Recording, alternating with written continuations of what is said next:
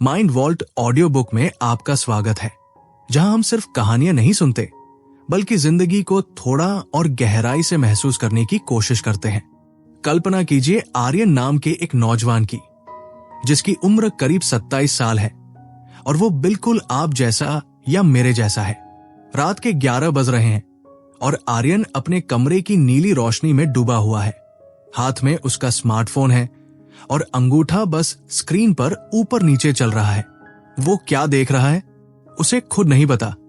कभी किसी दोस्त की वेकेशन की तस्वीरें, कभी वो खबरें जिनका उसकी जिंदगी से कोई लेना देना नहीं, और कभी बस वो अजीब से वीडियोस जो एक के बाद एक खुद ब खुद चलने लगते हैं। उसे पता है कि सुबह जल्दी उठना है, उसे पता है कि ऑफिस का वो जरूरी प्रोजेक्ट अभी भी अधूरा पड़ा है, लेकिन उसके अंदर से एक आवाज आती है कि बस 5 मिनट और फिर पक्का सो जाऊंगा। ये जो 5 मिनट और वाली आवाज है ना, यही वो रेजिस्टेंस है जो हमें आगे बढ़ने से रोकती है। आर्यन को लगता है कि शायद वो आज बहुत थक गया है, इसलिए उसे इस चेकिंग की जरूरत है। लेकिन गहराई में वो जानता है कि वो थक नहीं रहा, बल्कि अपनी असलियत से भाग रहा है। वो उन मुश्किल कामों से बच रहा है जो उसकी जिंदगी बदल सकते हैं, क्योंकि उन्हें शुरू करना थोड़ा दर्दनाक होता है। आर्यन को याद आता है कि कॉलेज के दिनों में भी वो ऐसा ही था। पूरा सेमेस्टर मौज मस्ती में निकल जाता और जैसे ही एग्जाम का आखिरी हफ्ता आता, कमरे में रेड बुल के डिब्बे जमा हो जाते और वो रात रात भर जागकर पागलों की तरह पढ़ाई करता। उस वक्त वो खुद को बहुत कूल समझता था, जैसे वो प्रेशर में कमाल कर देता हो।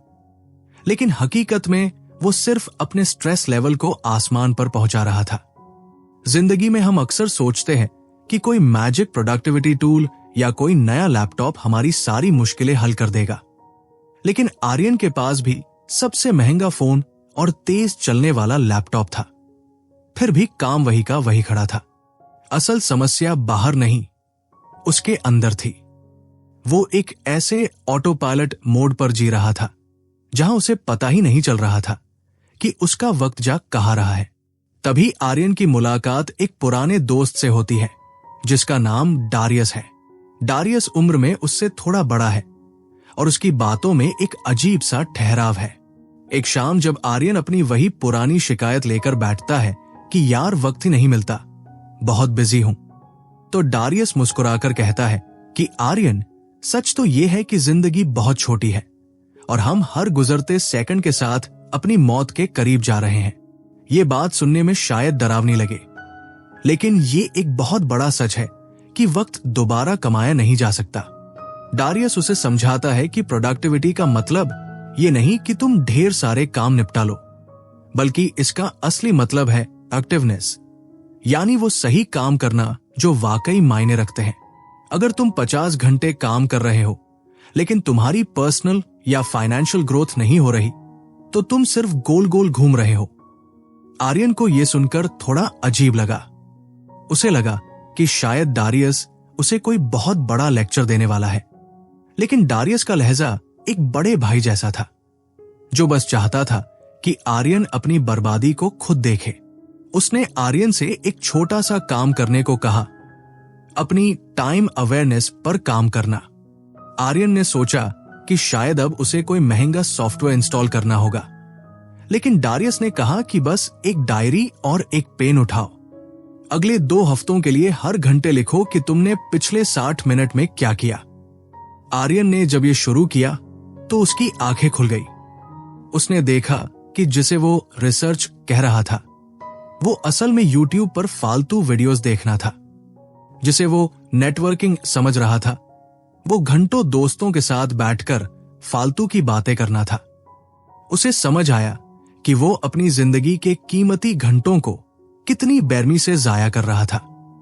डारियस ने उसे बताया कि हम सब खुद को बहुत होशियार समझते हैं और हमें लगता है कि हमारी मेमोरी बहुत तेज है, लेकिन सच तो यह है कि हम भूल जाते हैं कि हमने कल क्या किया था। तो पिछले हफ्ते का हिसाब कैसे रखेंगे? आर्यन को वो स्लोप ऑफ प्रोक्रेस्टिनेशन महसूस होने लगा, जहां काम शुरू करते वक्त तो बहुत जोश होता है, लेकिन बीच में जैसे ही एक छोटी सी डिस्ट्रैक्शन आती है, जैसे एक मैसेज का नोटिफिकेशन, वो जोश फिसल कर नीचे गिर जाता है। डारियस कहता है कि विल पावर एक ऐसी चीज है जिस पर तुम हमेशा भरोसा नहीं कर सकते, क्योंकि दिमाग अक्सर हमें आराम की तरफ खींचता है। इसलिए तुम्हें नियमों की जरूरत है। आज की दुनिया में लोग फ्रीडम चाहते हैं, लेकिन बिना नियमों के आजादी सिर्फ भटकाव है। आर्यन ने महसूस किया कि जब वो जबरदस्ती खुद को न्यूज देखने या सोशल मीडिया चेक करने से रोकता था, तो उसे बेचैनी होने लगती थी, जैसे किसी नशे की लत छूट रही हो। डारियस ने हंसते हुए कहा कि भाई, ये एडिक्टिव है ही। हर नोटिफिकेशन के साथ दिमाग में वो डोपामाइन का छोटा सा धमाका होता है जो तुम्हें खुश करता है, लेकिन साथ ही साथ तुम्हें बुरी तरह थका भी देता है। यही वजह है कि तुम दिन भर कुछ खास काम नहीं करते, फिर भी रात को लोथड़े की तरह बिस्तर पर गिरते हो। एक दिन आर्यन ने हिम्मत करके अपना फोन बंद कर दिया और सिर्फ उस एक काम पर ध्यान लगाने की कोशिश की जिसे वो हफ्तों से टाल रहा था। उसे लगा कि शायद अब सब ठीक हो जाएगा, लेकिन 10 मिनट भी नहीं बीते थे कि उसके हाथ खुद ब खुद फोन की तरफ जाने लगे। उसे समझ आया कि ये लड़ाई बाहर की चीजों से नहीं, खुद के दिमाग से है। डारियस ने उसे एक पुरानी बात याद दिलाई कि हम अपनी नौकरी नहीं है, हम अपने बैंक बैलेंस नहीं है, बल्कि हम वो है जो हम करते आए हैं। हमारे एक्शंस ही हमारा कैरेक्टर तय करते हैं। अगर हम रोज सिर्फ फालतू की चीजें कर रहे हैं तो हमारा कैरेक्टर भी वैसा ही बन जाएगा। आर्यन ने गौर किया कि वो अक्सर दूसरों को अपनी नाकामयाबी का जिम्मेदार ठहराता था। कभी ऑफिस का शोर, कभी पुराने लैपटॉप की धीमी रफ्तार, तो कभी घर वालों की टोकटाक। लेकिन डारियस ने उसे आईना दिखाया कि ये सब सिर्फ बहाने हैं, ताकि वो खुद की नजरों में दोषी ना बने। असलियत तो यह है कि जब तुम किसी काम को टालते हो तो तुम आने वाले कल की जिम्मेदारी से आज भाग रहे हो, लेकिन कल वो जिम्मेदारी और भारी होकर तुम्हारे सामने आएगी। आर्यन को अपने बचपन की एक बात याद आई जब वो फाइट क्लब फिल्म देख रहा था और उसमें एक लाइन थी कि हम उन चीजों को खरीदने के लिए वो काम करते हैं जो हमें पसंद नहीं, ताकि हम उन लोगों को इंप्रेस कर सकें जिन्हें हम पसंद नहीं करते। आर्यन की जिंदगी भी कुछ वैसी ही हो गई थी। वो बस गुजारा करने के लिए जी रहा था, थ्राइविंग या निखरने के लिए नहीं। डारियस ने उसे समझाया कि अगर तुम आज अपनी सेहत, अपने काम और अपने रिश्तों में निवेश नहीं करोगे तो 10 साल बाद तुम जहां होगे उसके जिम्मेदार सिर्फ तुम होगे। ये डर नहीं, एक हकीकत थी। आर्यन ने तय किया कि वो अपनी इस पैसिव जिंदगी को छोड़ देगा। वो अब सिर्फ चीजों को होने नहीं देगा, बल्कि खुद कुछ करेगा। उसने अपनी डायरी में लिखा, डू इट टुडे। ये उसके लिए सिर्फ 3 शब्द नहीं थे, बल्कि एक जीवन दर्शन की शुरुआत थी। उसे समझ आने लगा था कि शांति और खुशी कहीं बाहर नहीं मिलेगी, बल्कि उस काम को पूरा करने में मिलेगी जो हम रोज टालते रहते हैं। जब आर्यन ने पहली बार एक मुश्किल काम को बिना रुके पूरा किया तो उसे जो सुकून मिला वो किसी भी सोशल मीडिया लाइक से कहीं ज्यादा बड़ा था। उसे लगा जैसे उसने अपनी खोई हुई सत्ता वापस पाली हो। डारियस उसे अक्सर कहता था कि जब तुम वो काम करते हो जो तुम कहते हो तो लोग तुम्हारी इज्जत करते हैं, लेकिन सबसे जरूरी यह है कि तुम खुद की नजरों में ऊपर उठ जाते हो। माइंड वॉल्ट ऑडियो बुक के इस सफर में अभी तो आर्यन ने सिर्फ अपनी बीमारी को पहचाना है। अभी उसे ये सीखना बाकी है कि वो कौन से तरीके हैं जिनसे वो अपनी प्रोडक्टिविटी को आसमान पर ले जा सकता है बिना अपनी मानसिक शांति खोए। क्या आर्यन अपने इस नए सिस्टम को बनाए रख पाएगा, या फिर वो दोबारा उसी नीली रोशनी के जाल में फंस जाएगा? ये सब हम जानेंगे आगे की कहानी में, जहां चीजें और भी गहरी और मजेदार होने वाली है। अगले 2 हफ्ते आर्यन के लिए किसी तपस्या से कम नहीं थे, क्योंकि अब उसके पास बहाना बनाने की जगह नहीं बची थी। जब उसने उस एक्टिविटी लॉग को भरना शुरू किया तो उसे एहसास हुआ कि उसकी याददाश्त उसे धोखा दे रही थी। वो अक्सर सोचता था कि वो बहुत व्यस्त है, लेकिन डायरी में साफ दिख रहा था कि वो घंटों सिर्फ चेकिंग में बिता रहा था। डारियस उसे समझाता है कि ये जो हम बार बार ईमेल, न्यूज साइट्स या सोशल मीडिया चेक करते हैं, ये कोई असली काम नहीं है, ये सिर्फ जानकारी को कंज्यूम करना है जिसका कोई ठोस परिणाम नहीं निकलता। आर्यन को यह बात तब समझ आई जब उसने देखा कि एक बार इंस्टाग्राम खोलने के बाद वापस अपने जरूरी काम पर पूरी तरह फोकस करने में उसे औसतन 25 मिनट लग रहे थे। ये देखकर वो हैरान था कि कैसे छोटी छोटी इंटरप्शंस मिलकर उसके पूरे दिन की प्रोडक्टिविटी का कत्ल कर रही थी। डारियस ने उसे एक गहरी बात कही कि आर्यन, हम सब आइडियाज के भूखे हैं। हम हर दिन नए आइडियाज जमा करते रहते हैं, जैसे कोई नया बिजनेस शुरू करना या कोई नई स्किल सीखना। लेकिन अगर हम इन आइडियाज को फिल्टर नहीं करेंगे तो ये सिर्फ अनसरी बैगेज ऐप बन जाएंगे जो हमें आगे बढ़ने नहीं देंगे। डारियस ने अपनी जिंदगी का उदाहरण देते हुए बताया कि कैसे उसने एक बार YouTube शुरू किया। लोगों ने तारीफ भी की, लेकिन जल्द ही उसे समझ आ गया कि ये काम उसके लिखने और कोर्स बनाने के असली शौक में बाधा बन रहा है। उसने आर्यन से कहा कि असली ताकत एलिमिनेशन में है, यानी अपनी जिंदगी को इतना सरल बना देना कि ध्यान लगाना, फोकस बोझ न लगे बल्कि स्वाभाविक हो जाए। आर्यन जब अपने कमरे में बैठा ये सब सोच रहा था तो उसकी नजर अपने स्मार्टफोन पर पड़ी। डारियस ने उसे एक चौंकाने वाली रिसर्च के बारे में बताया कि लगभग 37% लोग अपने फोन को अपने करीबियों या दोस्तों से ज्यादा या उनके बराबर जरूरी मानते हैं। आर्यन को हंसी तो आई, लेकिन उसे डर भी लगा, क्योंकि वो खुद भी उन्हीं वियर्डोज में से एक बनता जा रहा था जो अपने मां बाप से ज्यादा अपने फोन की परवाह करते हैं। रिसर्च तो यहां तक कहती है कि अगर फोन सिर्फ आपके सामने मेज पर रखा हो तो भी आपकी एकाग्रता कम हो जाती है, लेकिन अगर उसे दूसरे कमरे में रख दिया जाए तो प्रोडक्टिविटी 26% तक बढ़ सकती है। ये सब जानकर आर्यन ने अपने फोन के सारे नोटिफिकेशंस बंद कर दिए, सिवाय जरूरी कॉल्स के। उसने न्यूज ऐप्स हटा दिए, क्योंकि उसे समझ आ गया कि अगर कुछ वाकई बहुत जरूरी होगा तो वो कहीं न कहीं से सुन ही लेगा। धीरे धीरे उसे महसूस हुआ कि विल पावर के भरोसे बैठना बेवकूफी है, क्योंकि विल पावर तो थक जाती है। असली जादू सिस्टम्स में है। डारियस ने उसे समझाया कि जैसे कंप्यूटर की RAM होती है, वैसे ही हमारे दिमाग की क्षमता भी सीमित होती है, और जब हम बहुत सारे छोटे छोटे फैसले लेते हैं तो दिमाग थक जाता है। इसे डिसीजन फटीग कहते हैं। इसी थकान से बचने के लिए डारियस ने उसे एक 30 मिनट इवनिंग रिचुअल सिखाया।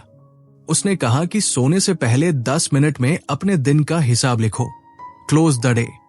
अगले 10 मिनट में कल का कैलेंडर देखो, ताकि सुबह उठते ही ये न सोचना पड़े कि क्या करना है। और आखिरी 5 मिनट में अपने कपड़े तक तैयार कर लो, ताकि सुबह का कीमती वक्त छोटे फैसलों में बर्बाद ना हो। शुरुआत में आर्यन को लगा कि ये तो बहुत ज्यादा प्लानिंग है, क्या वो कोई रोबोट बन रहा है?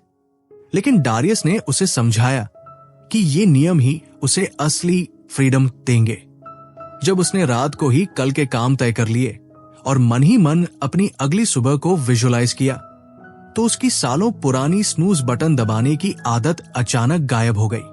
वो अब बिना किसी तनाव के सोता था और बिना किसी भटकाव के जागता था, क्योंकि उसे पता था कि उसे क्या करना है।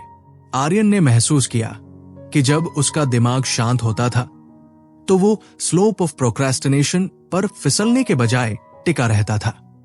डारियस उसे अक्सर याद दिलाता था कि आर्यन, जब भी तुम्हारा ध्यान भटकने लगे तो अपनी पिछली सफलताओं को याद करो, क्योंकि अच्छी यादें दिमाग में सेरोटोनिन बढ़ाती है, जो लंबे समय के लक्ष्यों पर टिके रहने में मदद करता है। जैसे जैसे आर्यन ने इन नियमों को अपनाना शुरू किया, उसे समझ आया कि थिंकिंग और वरीइंग में बहुत बड़ा अंतर है। ज्यादा सोचना अक्सर चिंता में बदल जाता है, इसलिए बेहतर है कि बस डू यानी काम शुरू कर दो और देखो क्या होता है। उसे अब समझ आ रहा था कि एक उत्पादक, प्रोडक्टिव जीवन का मतलब मशीनों की तरह काम करना नहीं है, बल्कि अपने वक्त और ध्यान, अटेंशन पर अपना कब्जा वापस पाना है। डारियस ने उसे साफ कह दिया था कि तुम वक्त को मैनेज नहीं कर सकते, तुम सिर्फ अपनी अटेंशन को मैनेज कर सकते हो। आर्यन ने अपनी डायरी में एक और बात नोट की। Will power is overrated. If something distracts you, eliminate it. अब आर्यन की शामें अलग होने लगी थी।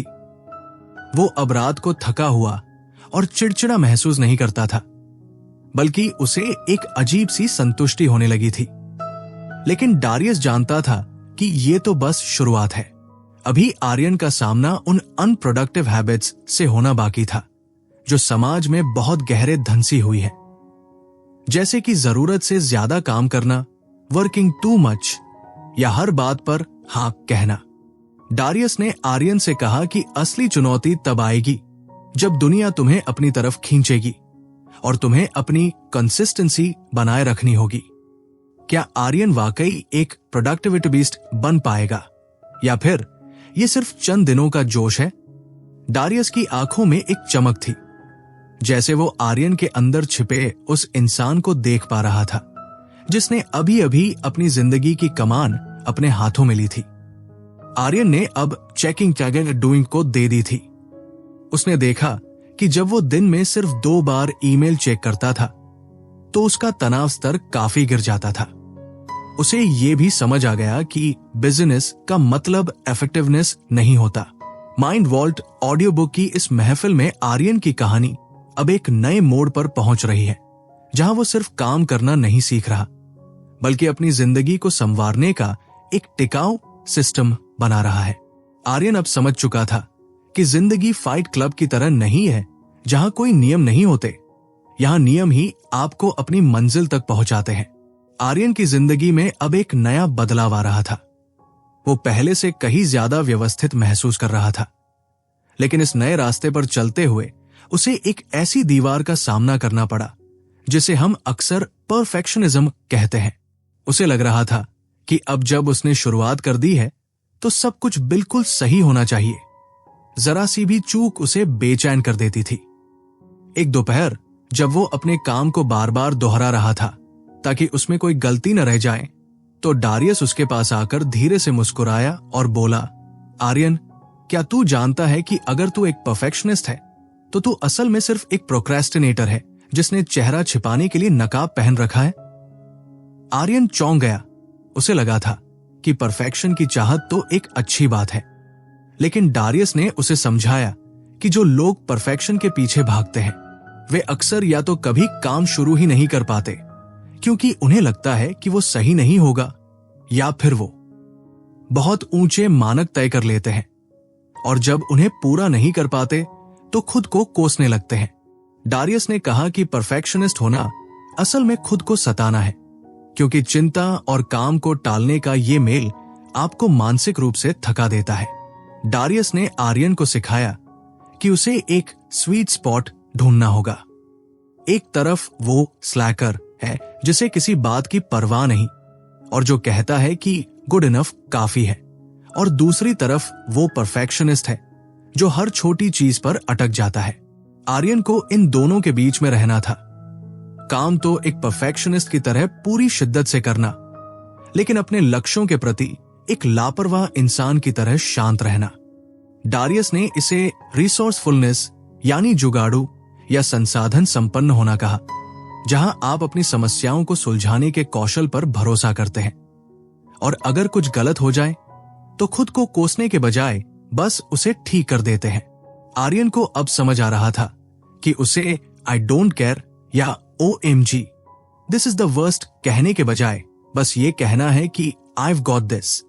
उसे महसूस हुआ कि असली उत्पादकता का मतलब ये नहीं कि काम में कोई गलती न हो, बल्कि ये है कि आप काम को अंजाम तक पहुंचाएं। इसी बीच डारियस ने आर्यन की मेज पर कुछ किताबें देखी जो महीनों से वैसी ही पड़ी थी। उसने आर्यन से पूछा कि उसने आखिरी बार कोई किताब कब खत्म की थी। आर्यन ने बहाना बनाया कि काम और जिंदगी के चक्कर में पढ़ने का वक्त ही नहीं मिलता। डारियस ने एक बहुत पुरानी और गहरी बात कही कि मूर्ख लोग खुद के अनुभव से सीखते हैं, लेकिन समझदार लोग दूसरों के अनुभव से सीखते हैं। उसने आर्यन को सलाह दी कि अगर वो वाकई आगे बढ़ना चाहता है तो उसे साल में कम से कम 100 किताबें पढ़नी चाहिए। आर्यन को यह पहाड़ जैसा काम लगा, लेकिन डारियस ने इसे आसान बना दिया। उसने कहा कि किताबों को थोक में खरीदो, क्योंकि जब घर में किताबें होंगी तो तुम्हारे पास चुनाव करने के मौके होंगे। उसने आर्यन को अपना मंत्र दिया, ABR यानी ऑलवेज बी रीडिंग। चाहे ट्रेन में हो, डॉक्टर के इंतजार में या खाना खाते वक्त, बस पढ़ते रहो। डारियस ने हिसाब लगाया कि अगर तुम हफ्ते में सिर्फ 10 घंटे भी पढ़ते हो तो तुम साल में 100 से ज्यादा किताबें आराम से खत्म कर सकते हो। आर्यन ने जब इसे आजमाया तो उसे पता चला कि किताबों में हर उस समस्या का हल मौजूद है जिससे वो गुजर रहा था। डारियस ने उसे यह भी सिखाया कि किसी किताब को जबरदस्ती पूरा पढ़ने की जरूरत नहीं है। अगर वो तुम्हें बोर कर रही है तो उसे छोड़ दो और वो पढ़ो जो तुम्हारी मौजूदा जिंदगी से जुड़ा हो। ज्ञान तभी काम आता है जब तुम उसे इस्तेमाल करो। इसलिए डारियस ने आर्यन को पढ़ते वक्त नोट्स बनाने और खास बातों को हाईलाइट करने का तरीका सिखाया। आर्यन अब धीरे धीरे एक प्रोडक्टिविटी बनने की दिशा में बढ़ रहा था, लेकिन तभी उसे एक और आदत ने आ घेरा। वो था लगातार काम करते रहना। उसे लग रहा था कि जितना ज्यादा वो काम करेगा उतना ही सफल होगा। लेकिन डारियस ने उसे टोकते हुए कहा कि जैसे तुम अपने फोन को डिस्चार्ज होने पर चार्ज करते हो, वैसे ही अपने शरीर और दिमाग को भी रिचार्ज की जरूरत होती है। डारियस ने आर्यन को समझाया कि आराम करना या छुट्टी लेना कोई आलस नहीं है, बल्कि ये काम को और बेहतर तरीके से करने का एक जरिया है। उसने बताया कि रिसर्च कहती है कि छुट्टियां लेने से काम का तनाव कम होता है और आपकी रचनात्मकता बढ़ती है। आर्यन को यह जानकर हैरानी हुई कि जब हम ज्यादा घंटे काम करते हैं तो अक्सर हमारी उत्पादकता कम हो जाती है, क्योंकि हम काम को खींचने लगते हैं। अगर तुम्हारे पास काम खत्म करने के लिए सिर्फ 2 घंटे हो तो तुम उसे बिजली की रफ्तार से करोगे, लेकिन अगर पूरा दिन हो तो तुम उसे टालते रहोगे। आर्यन को डारियस की वो बात बहुत पसंद आई कि कभी कभी बोर होना भी अच्छा होता है, क्योंकि जब आप बिल्कुल खाली होते हैं तभी आपके दिमाग में नए और क्रांतिकारी विचार आते हैं। डारियस ने उसे सिखाया कि छुट्टी पर होने का मतलब ये नहीं कि तुम हर वक्त फोन पर रहो, बल्कि ये है कि तुम पूरी तरह से उस पल में मौजूद रहो। आर्यन ने महसूस किया कि उसकी सबसे बड़ी दुश्मन वो माइंडलेस ब्राउजिंग थी, जो उसके कीमती घंटों को चुपचाप निगल जाती थी। डारियस ने उसे बताया कि हम अक्सर मल्टीटास्किंग के जाल में फंस जाते हैं और हमें लगता है कि हम बहुत कुछ कर रहे हैं, लेकिन असल में हम सिर्फ अपनी ऊर्जा बर्बाद कर रहे होते हैं। उसने आर्यन से कहा कि उत्पादक होने का मतलब सिर्फ ये है कि आप अपने दिन पर नियंत्रण रखें और ब्राउजिंग जैसी चीजों को पूरी तरह खत्म कर दें। आर्यन अब समझ रहा था कि जिंदगी एक लंबी दौड़ है और उसे लॉन्ग गेम खेलना है, इसलिए उसे थकने से पहले आराम करना सीखना होगा। डारियस ने उसे 20 ऐसी चीजें बताई जिन्होंने उसकी खुद की जिंदगी बदल दी थी, जिनमें सबसे जरूरी था always cut to the chase, यानी सीधे मुद्दे की बात पर आना, और रिकॉर्ड ऑल योर थॉट्स, यानी अपने हर विचार को डायरी में उतार लेना। आर्यन अब सिर्फ एक बेहतर कर्मचारी या बेहतर छात्र नहीं बन रहा था, बल्कि वो एक ऐसा इंसान बन रहा था जिसके पास अपनी जिंदगी का एक स्पष्ट नक्शा था। उसे अब समझ आ रहा था कि उसे हर काम को परफेक्शन के साथ करने की जरूरत नहीं है, बस उसे शुरू करना है और अपनी गलतियों से सीखते हुए आगे बढ़ना है। डारियस के साथ ये सफर अब उसे उन गहराइयों में ले जा रहा था जहां वो न केवल अपना काम सुधार रहा था, बल्कि अपनी पूरी शख्सियत को एक नई पहचान दे रहा था। माइंड वॉल्ट ऑडियो बुक की इस कहानी में आर्यन की यात्रा अब एक ऐसे मुकाम पर पहुंचने वाली है जहां उसे पता चलेगा कि कंसिस्टेंसी यानी निरंतरता की असली ताकत क्या होती है और कैसे छोटे छोटे बदलाव एक दिन बहुत बड़े परिणाम लेकर आते हैं। आर्यन को अब यकीन होने लगा था कि अगर वो आज काम करेगा तो उसका कल खुद ब खुद संवर जाएगा।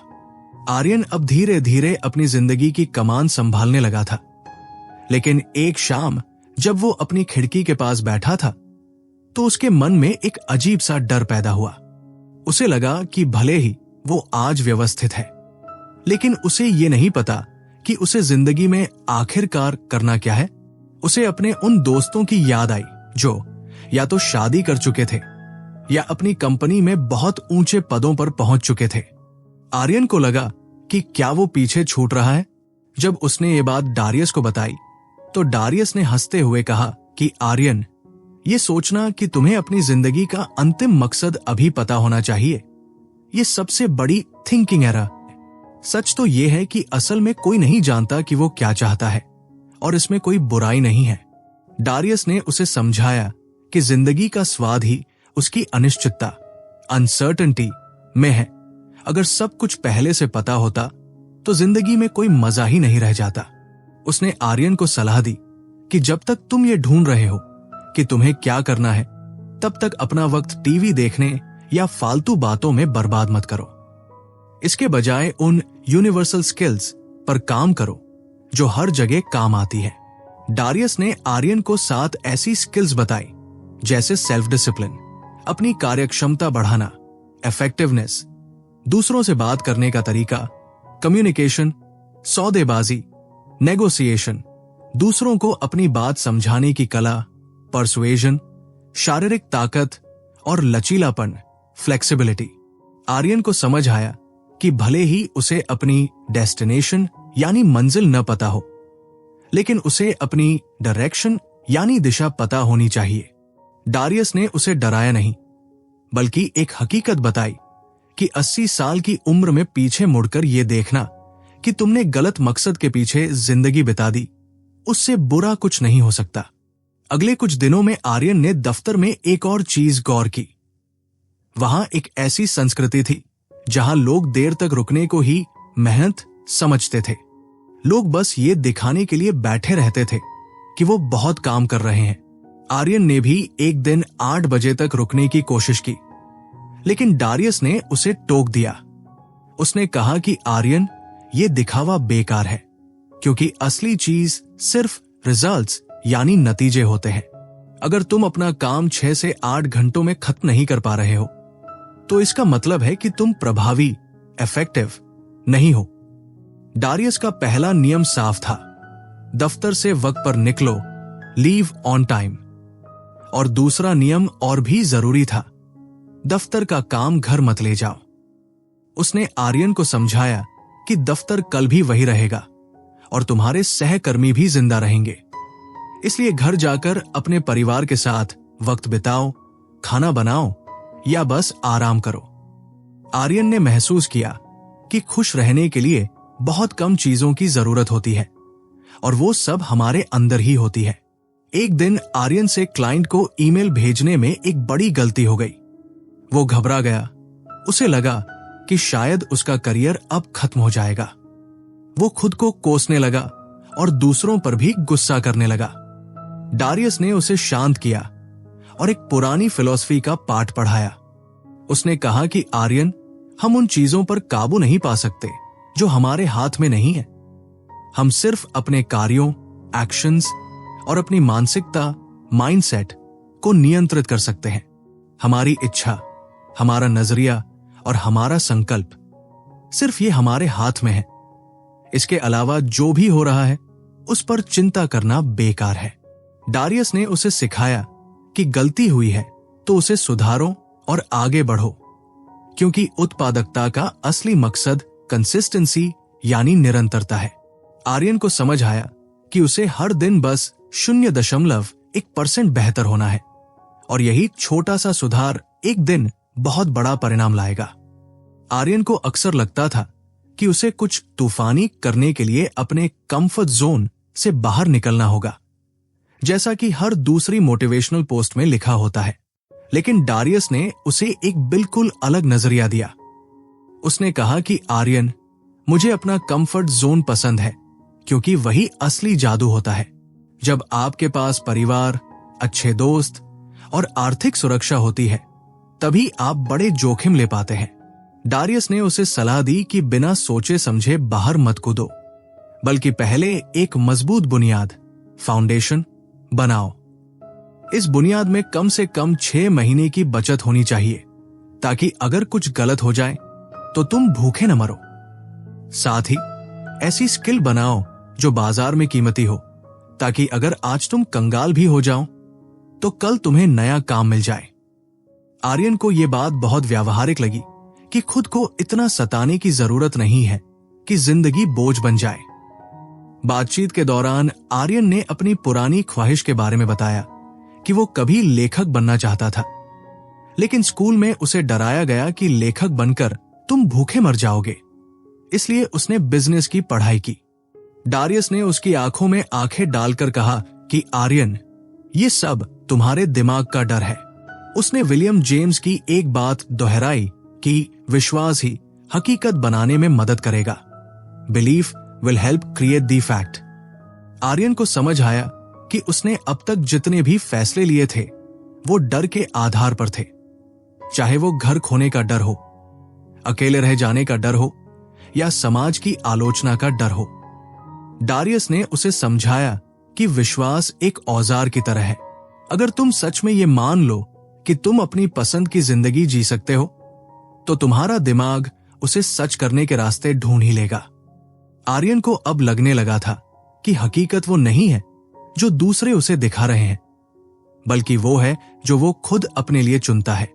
डारियस ने उसे ये एहसास दिलाया कि अगर उसका दिमाग किसी चीज की कल्पना कर सकता है तो वो उसे हासिल भी कर सकता है।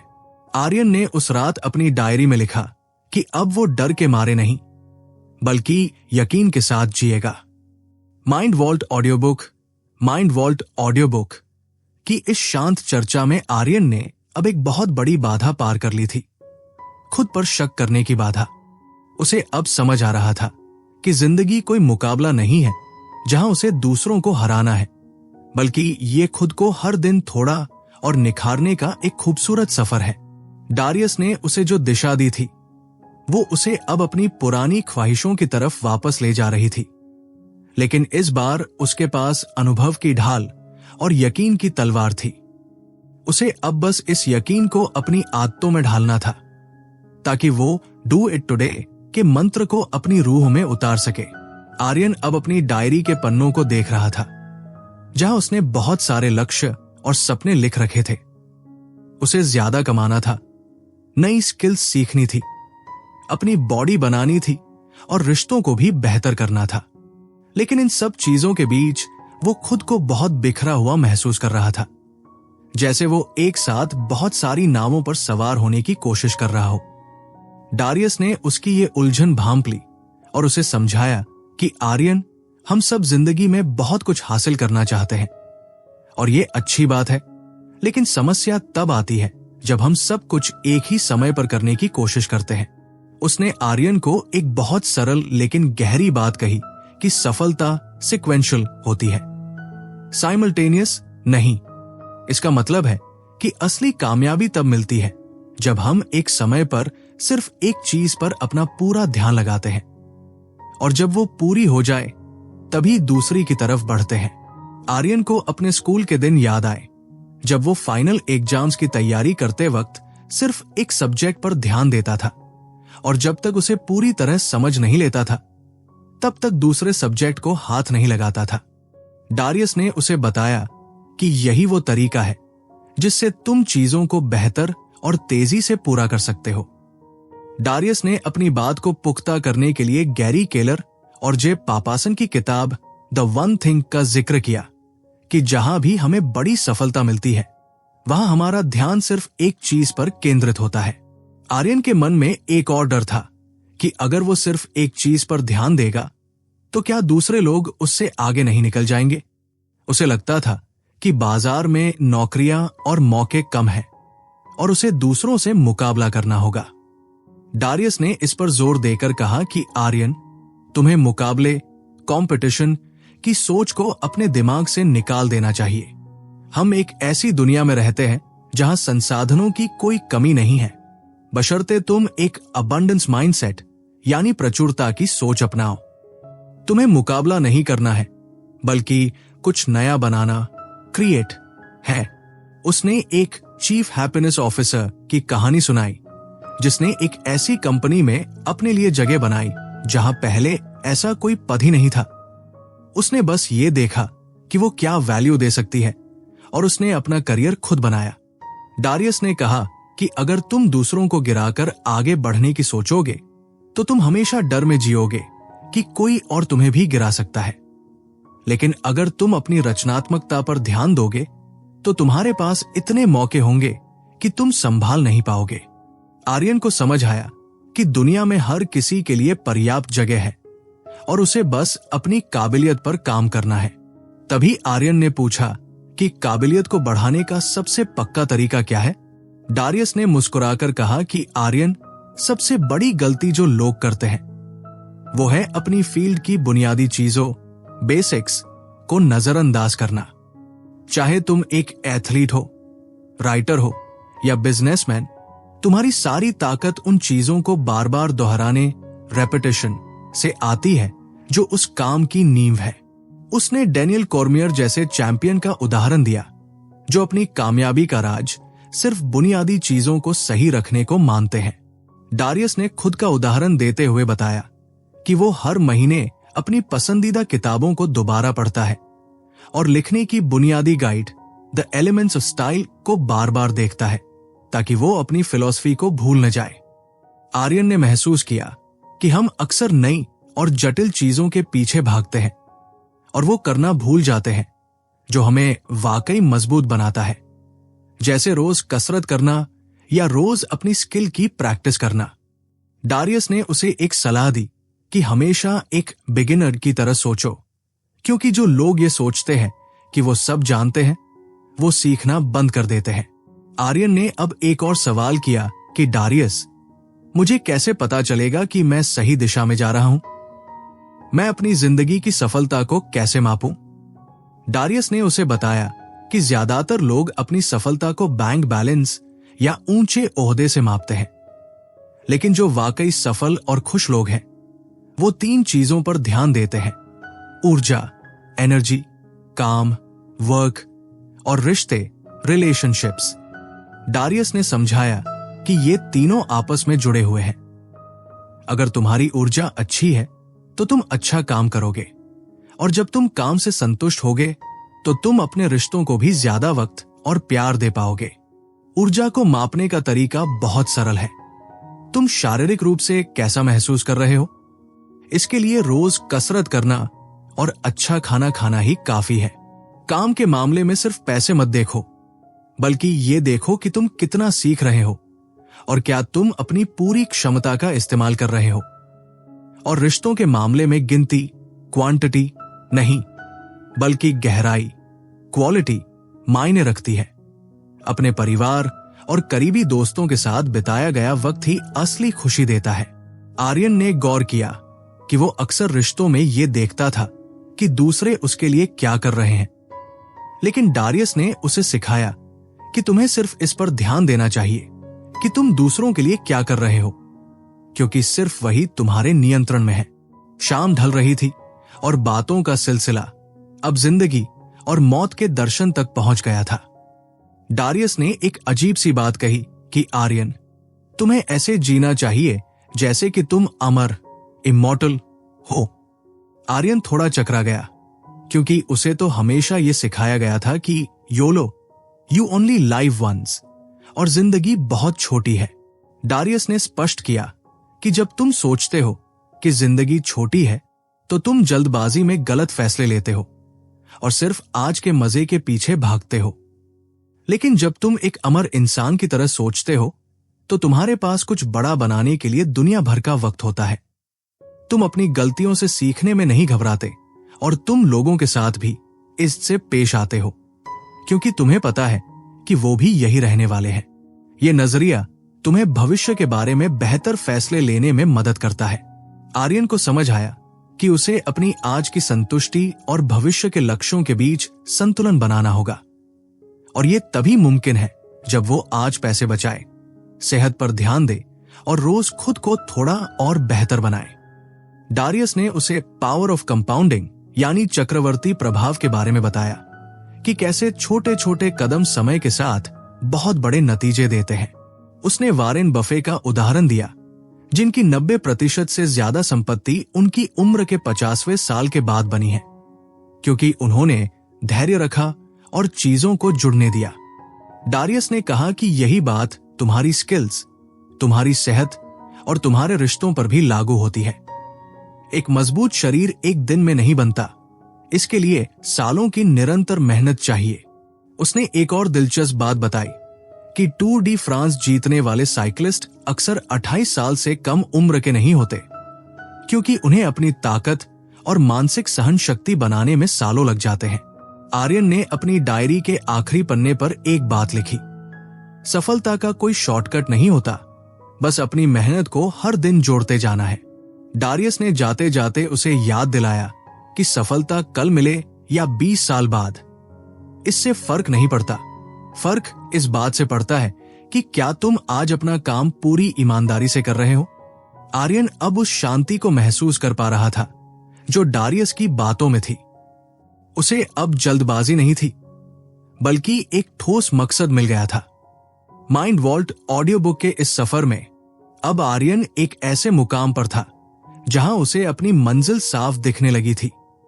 उसे बस अब अपनी आदतों को इस नई फिलॉसफी के साथ जोड़ना था ताकि वो एक संपूर्ण जीवन की ओर बढ़ सके। अगले हिस्से में हम देखेंगे कि आर्यन कैसे अपनी इस पूरी यात्रा को समेटता है और डू इट टुडे का असली मतलब अपनी रूह में कैसे उतारता है। महीने बीत चुके हैं और आर्यन की जिंदगी अब उस पुरानी डरावनी फिल्म जैसी नहीं रही जहां हर सुबह एक बोझ जैसी लगती थी। आज वो शीशे के सामने खड़ा है और अपनी आंखों में आंखें डालकर मुस्कुरा रहा है, क्योंकि वो अब अपनी जिंदगी से वाकई संतुष्ट है। ये संतुष्टि किसी बहुत बड़ी लॉटरी से नहीं आई है, बल्कि उस छोटे से मंत्र डू इट टुडे को अपनी सांसों में उतारने से आई है। डारियस ने उसे एक बार बहुत मजेदार बात कही थी कि आर्यन, अगर कोई इंसान कभी खुद का विरोध नहीं करता या अपनी बातों में विरोधाभास नहीं पाता, तो समझ लेना कि वो थोड़ा मूर्ख है।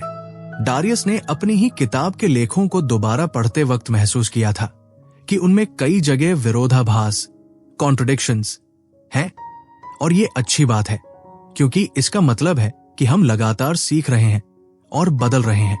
आर्यन ने भी ये सीख लिया था कि उसे परफेक्ट होने की जरूरत नहीं है, बस बेहतर होते रहना है।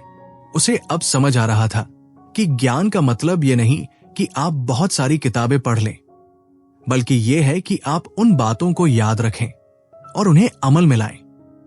हम इंसानों की एक बहुत बड़ी कमी यह है कि हम बहुत जल्दी भूल जाते हैं।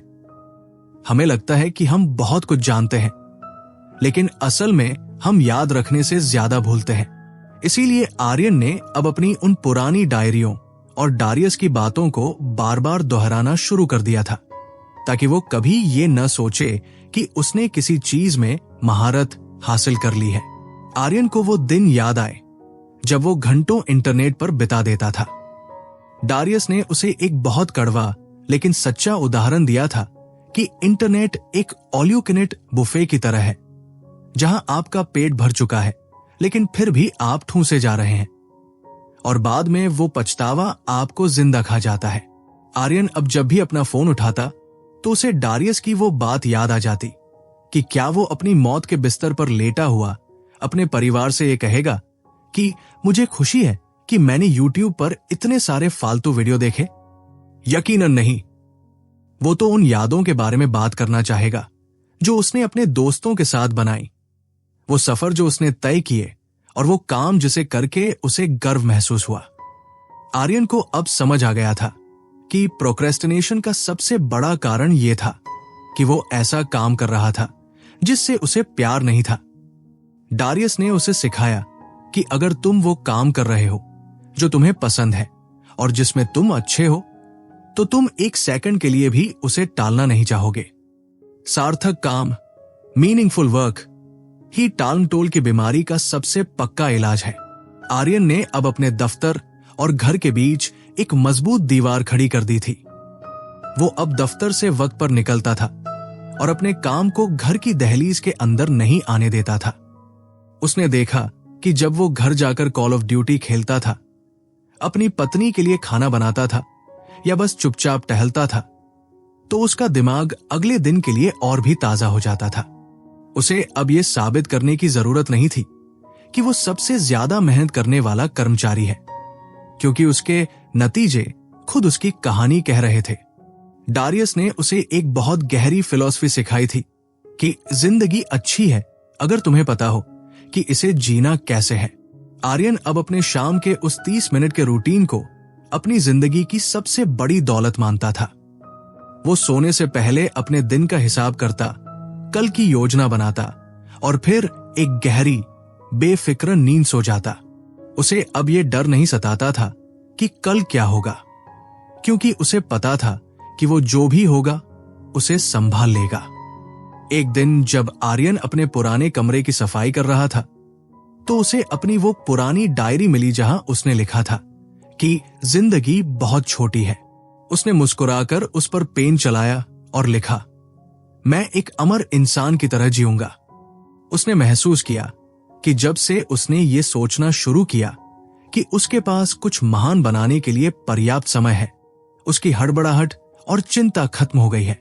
अब वो हर दिन को एक छोटे कदम की तरह देखता था, जिसे जोड़कर एक दिन एक बड़ी इमारत खड़ी होगी। उसे अब समझ आ गया था कि कंसिस्टेंसी यानी निरंतरता ही सफलता की असली चाबी है। वो अब उन लोगों की बातों पर ध्यान नहीं देता था जो कहते थे कि तुम बहुत धीमे चल रहे हो, क्योंकि उसे पता था कि success is sequential not simultaneous, यानी कामयाबी एक के बाद एक आती है, सब कुछ एक साथ नहीं मिलता। आर्यन को अब अपनी ऊर्जा, अपने काम और अपने रिश्तों में एक अद्भुत संतुलन महसूस हो रहा था। आज की रात आर्यन अपने डेस्क पर बैठा है, बाहर चांद की रोशनी है और कमरे में एक सुकून भरी खामोशी। उसने अपना काम आज ही खत्म कर लिया है और उसे कल पर नहीं टाला है। उसे अब उस स्लोप ऑफ प्रोक्रेस्टिनेशन का कोई डर नहीं है, क्योंकि उसने एक ऐसा सिस्टम बना लिया है जो चट्टान की तरह मजबूत है। डारियस की उस बात ने उसे पूरी तरह बदल दिया था कि तुम कल की जिम्मेदारी से आज भागकर नहीं बच सकते। आर्यन ने आज अपनी जिम्मेदारी को पूरी तरह स्वीकार कर लिया है। वो अब एक ऐसा इंसान बन चुका है जो वही करता है जो वो कहता है। डारियस का ये सफर, आर्यन की ये कहानी, ये सब सिर्फ एक किताब की बातें नहीं थी, बल्कि एक नया जीवन जीने का तरीका था। आर्यन ने अपनी आंखें बंद की और मन ही मन कहा, जिंदगी वाकई बहुत खूबसूरत है। माइंड वॉल्ट ऑडियो बुक की इस महफिल में आर्यन का ये सफर यहां एक ठहराव ले रहा है, लेकिन आपकी अपनी यात्रा तो अभी शुरू हुई है। याद रखिएगा कि दुनिया में लाखों विकल्प हो सकते हैं, लेकिन आपने इस कहानी को सुनने का फैसला किया, इसके लिए हम आपके शुक्रगुजार हैं। यह सिर्फ एक ऑडियो बुक नहीं थी, बल्कि एक आंदोलन था, एक सोच थी कि कैसे हम आज के इस भागदौड़ भरे युग में अपनी शांति और उत्पादकता को वापस पा सकते हैं। हम उम्मीद करते हैं कि आर्यन की इस कहानी से आपको वो एक विचार जरूर मिला होगा जो आपकी जिंदगी बदल सके, क्योंकि डारियस हमेशा कहते हैं कि एक किताब में सिर्फ एक अच्छा विचार ही काफी होता है उसे कीमती बनाने के लिए। अपना ख्याल रखिएगा, अपने काम को प्यार कीजिएगा और हमेशा याद रखिएगा, जो करना है आज ही करना है। Do it today. Mind Vault audio book सुनने के लिए आपका बहुत बहुत धन्यवाद।